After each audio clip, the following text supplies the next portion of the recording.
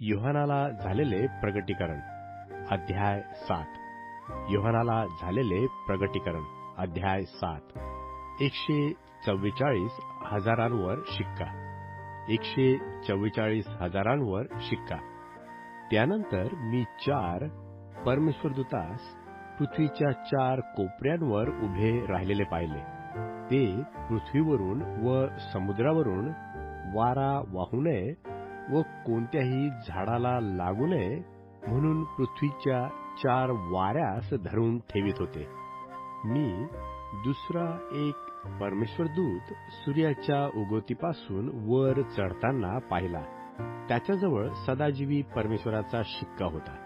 ज्या 4 परमेश्वरदूतांकडे पृथ्वीला व समुद्राला उपद्रव करण्याचे सोपवले होते, त्यास तो मोठ्याने म्हणाला, आमच्या परमेश्वराचे जे दास आहेत त्यांच्या कपाळावर आम्ही शिक्का मारीपर्यंत पृथ्वीला, समुद्राला व झाडांना उपद्रव करू नका. ज्यांच्यावर शिक्का करण्यात आला त्यांची संख्या मी ऐकली.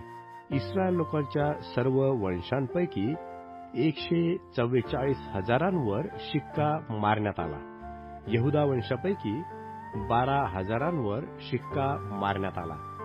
रौबेन वंशापैकी 12,000, गाद वंशापैकी 12,000, आशेर वंशापैकी 12,000, नफ्ताली वंशापैकी 12,000, मनश्शे वंशापैकी 12,000, शिमोन वंशापैकी 12,000, लेवी वंशापैकी 12,000, इस्साखार वंशापैकी 12,000, जुबलून वंशापैकी 12,000, योसेफ वंशापैकी 12,000, बन्यामीन वंशापैकी 12,000 शिक्का झाला.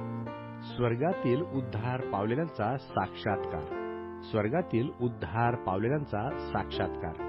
त्यानंतर मी पाहिले तो सर्व राष्ट्रे, वंश, लोक व भाषा यापैकी कोणाच्याने मोजणी करणे शक्य नाही असा शुभ्र झगे परिधान केलेला व हाती झावळ्या असलेला मोठा लोकसमुदाय राजासनासमोर व कोकऱ्यासमोर उभा राहिलेला माझ्या दृष्टीस पडला.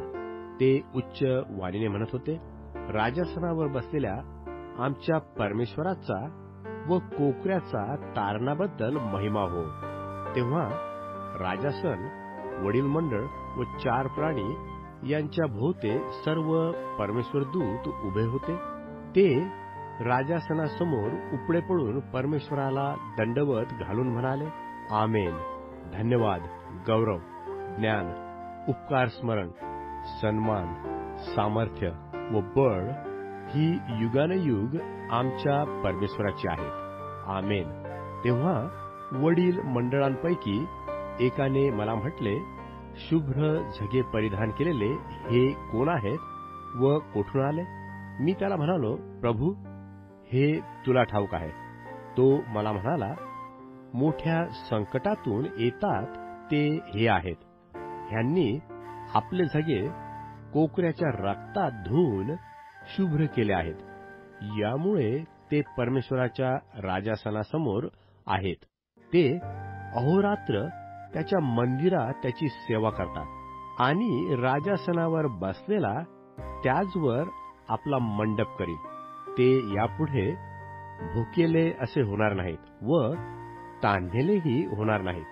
त्यास सूर्य किंवा कोणतीही उष्णता बाधणार नाही, कारण राजासनापुढे मध्यभागी असलेला कोकरा त्यांचा मेंढपाळ होईल व जीवनी पाण्याच्या झऱ्याजवळ त्यास नेईल आणि परमेश्वर त्यांच्या डोळ्याचे सर्व अश्रू पुसून टाकील.